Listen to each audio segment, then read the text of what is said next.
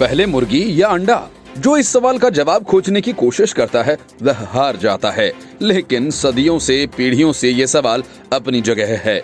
जवाब नहीं है, फिर भी एक दूसरे से पूछा जाता है। लोकसभा में भी कुछ ऐसा हुआ कि मुर्गी पहले या अंडा पहले वाला सवाल उठ गया।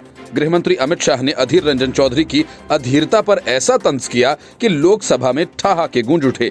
असल में केंद्रीय गृहमंत्री अमित शाह जब लोकसभा में जम्मू कश्मीर पुनर्गठन संशोधन विधेयक पर सदन की सहमति की मांग के साथ अपना भाषण दे रहे थे, तो उस दौरान कांग्रेस संसदीय दल के नेता अधीर रंजन चौधरी उनके खास निशाने पर रहे।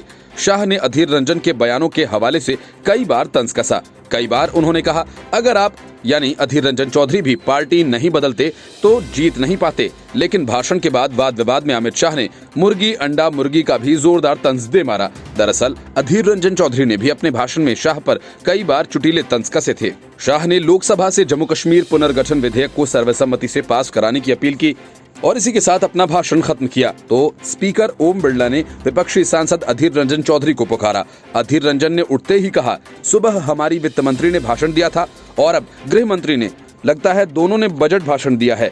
एक ने हिंदुस्तान के बजट पर और दूसरे ने जम्मू कश्मीर के बजट पर। सूरज सुबह उगता है तो उससे पहले थोड़ा अंधेरा रहता है। सूरज उगने से पहले मुर्गे बांक देने लगते हैं। उन्हें लगता है कि उनके बांक देने से ही सूरज निकलता है और दुनिया में रोशनी आती है। अधीर के इतना कहते ही गृहमंत्री शाह ने स्पीकर को संकेत दिया कि वो कुछ कहना चाहते हैं। जब स्पीकर ने अमित शाह को अनुमति दी तो उन्होंने कहा, जब किसी मंत्री का भाषण समाप्त होता है तो मुद्दे पिन पॉइंटेड होने चाहिए। वो मेरे भाषण में से किसी बिंदु पर बोलना चाहे तो बोले। मंत्री के भाषण के बाद मुर्गी अंडा मुर्गी नहीं आता।